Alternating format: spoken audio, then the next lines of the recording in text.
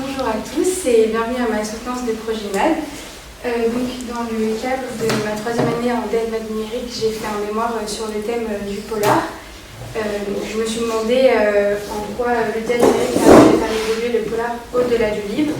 Et après avoir écrit mon mémoire, je me suis donné des questions, notamment comment prolonger l'expérience du festival Quai du Polar au-delà de sa durée événementielle. Je me suis posé cette question parce que le festival Quai du Polar, c'est un festival international lié au polar qui se passe à Lyon sur 3 jours en avril. Et c'est un festival qui permet aux lecteurs de rencontrer des auteurs et des autrices de polar, mais aussi de se rencontrer entre eux. Et je trouvais intéressant de travailler avec eux aussi pour mon projet maths. Parce qu'ils ne se focalisent pas seulement sur le roman, mais également sur des films et des séries. Donc ils sont ouverts au numérique. Après avoir étudié le partenaire, j'ai une nouvelle problématique qui m'est venue. Donc, comment faire vivre hors de sa durée événementielle le festival Quai du Polar chez les visiteurs confirmés afin de les fidéliser. J'en suis venue à cette problématique parce que le festival il ne dure que 3 jours et après il ne vit pas réellement. Et aussi de mettre les visiteurs dans cette problématique pour qu'ils puissent se rencontrer entre eux. Ensuite, j'ai mis un contexte pour un peu savoir où j'allais dans ce projet. Donc j'ai répondu aux questions qui, quoi, comment, pourquoi. Le projet concernerait un grand public. Des jeunes adultes et des adultes. Ce serait un projet interactif, donc un dispositif numérique qui permet aux visiteurs du Quai du Polar de rester, d'être tenus, d'être toujours en lien avec le festival et de se rencontrer entre eux. Ensuite, j'ai eu des idées de pistes de projet, donc la piste 1, enquête numérique, piste 2, polar en lumière et piste 3, polar express. Pour la première piste, enquête numérique, j'ai eu l'idée de faire une application d'enquête, donc c'est assez simple et donc l'usager serait l'enquêteur, il résout l'enquête et une fois qu'il a réussi à résoudre l'enquête, il gagnerait une récompense numérique, donc un petit pins, quelque chose comme ça, qu'après il pourrait venir récupérer au festival. Pour la deuxième piste, Polar en lumière, je voulais mettre en lien la fête des Lumières, donc qui se passe également à Lyon, qui est un événement qui est connu à l'international.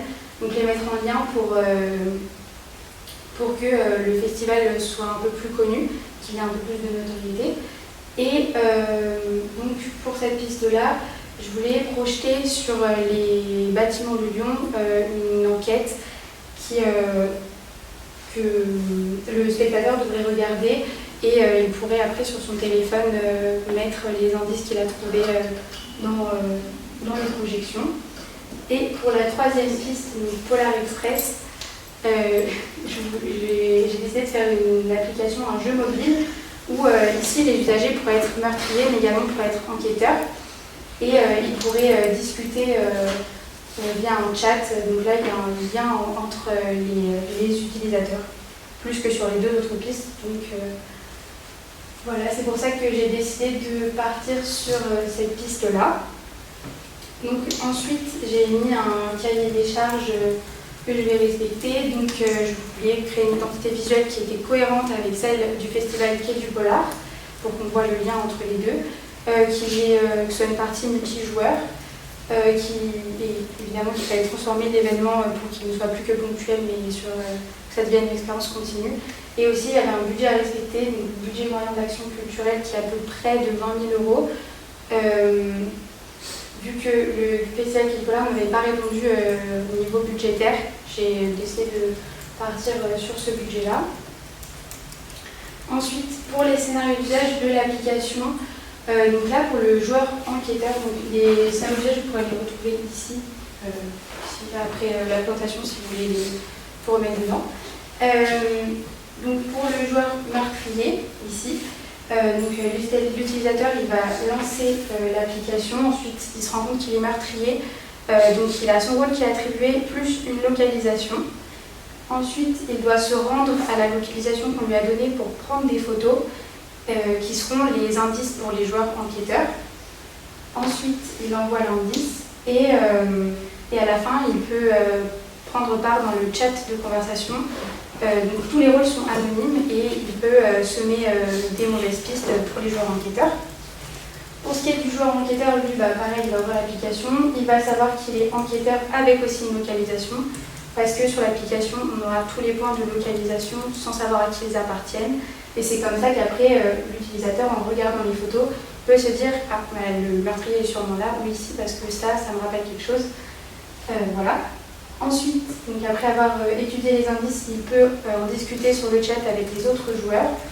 Et à la fin de la journée, parce que la partie dure sur une semaine, et chaque jour, il y a des nouveaux indices que le joueur meurtrier doit prendre en photo. Et donc, le joueur enquêteur, à la fin de la journée, va voter pour le joueur qui pense être meurtrier. Ensuite, pour ce qui est de l'univers visuel de l'application, je voulais garder un effet tranchant pour appeler l'arme du crime, qui est l'aspect de rencontre, et qui est aussi l'aspect de fait main, parce que le festival, c'est un festival à taille humaine et qui est vraiment focalisé aussi sur la rencontre. Voilà. Ensuite, pour ce qui est de ma recherche de logo, j'ai d'abord commencé avec un mélange de notions propres au polar. Ensuite, avec plus l'effet tranchant, mais ça faisait moins jeu mobile, ça faisait plus peut-être couverture, une typo pour peut-être une couverture de roman, quelque chose comme ça.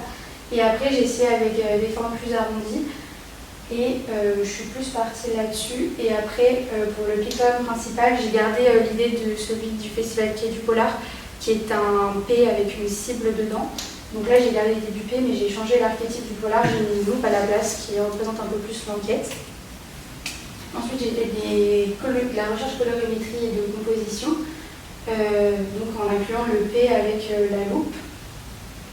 Et pour ce qui est du logotype final, j'ai gardé la typographie que j'avais sélectionnée, mais le contour, je l'ai un peu plus fait en papier découpé et en effet tranchant, donc, par rapport à mon concept. Et j'ai fait de même pour les pictogrammes, que j'ai d'abord travaillé à la main, ensuite travaillé numériquement, donc toujours avec cet aspect tranchant. Ensuite, voilà l'identité visuelle globale. J'ai réutilisé les couleurs du festival et j'ai également gardé leur typographie de labeur et de sous-titres avec ma typographie pour les titres, la Multimustro. Ensuite, pour ce qui est de l'expérience utilisateur, j'ai fait des recherches dessus avec un persona et une cartographie utilisateur. Donc un persona pour savoir comment est-ce qu'il pourrait fonctionner par rapport à l'application, ce qu'il aime, ce qu'il n'aime pas. Et une cartographie utilisateur pour savoir comment est-ce qu'il pourrait réagir.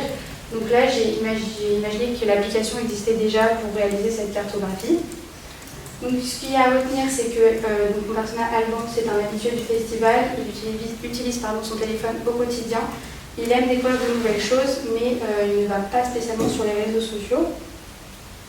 Après, j'ai travaillé mes éléments de communication pour promouvoir l'application. Vous pouvez les retrouver juste ici.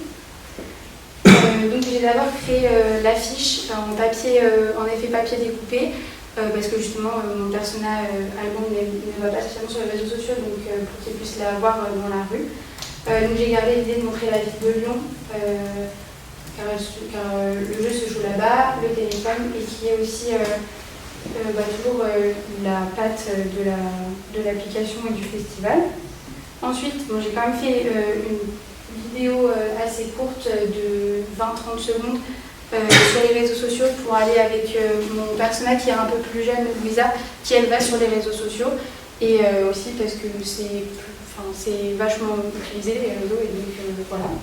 Donc dans l'application, j'ai voulu, dans le storyboard, j'ai voulu vraiment montrer que le festival était en lien avec l'application. Donc d'abord on va le logo du festival avec leur identité de cette année, donc avec les corbeaux. Ensuite le téléphone qui apparaît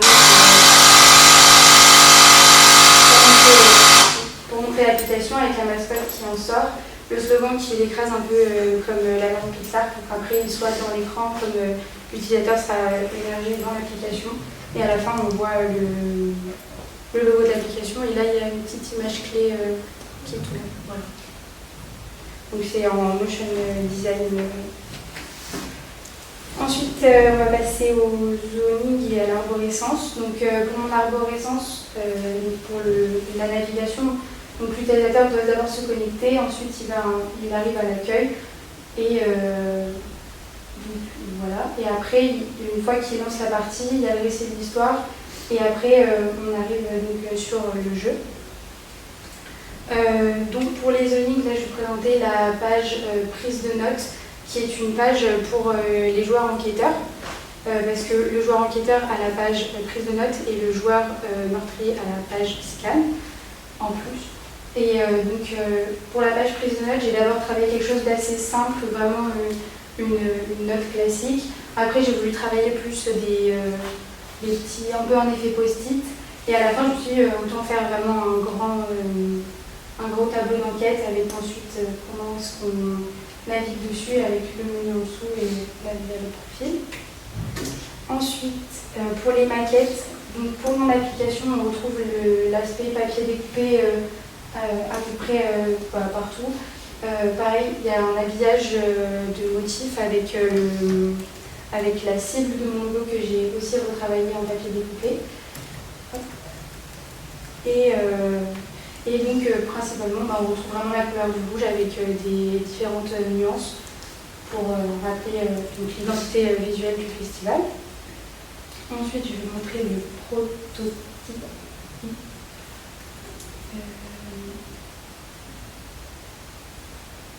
Hop.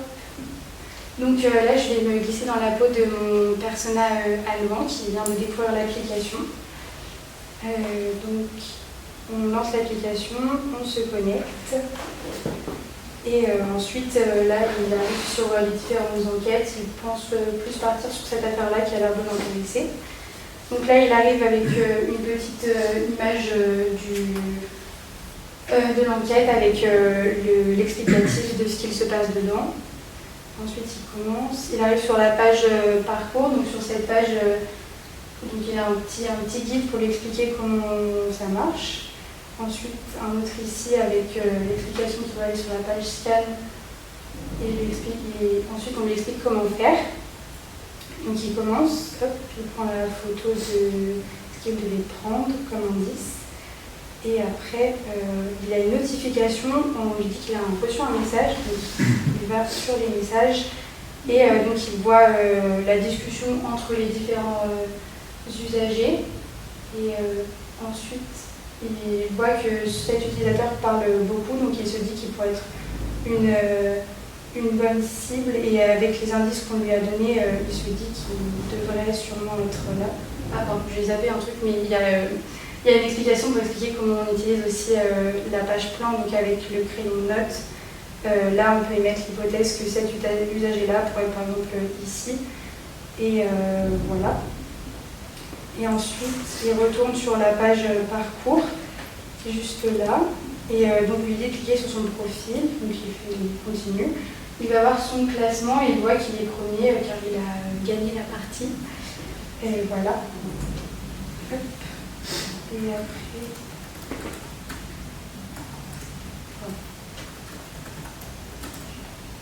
Hop. Après, on va passer au devis. Pardon.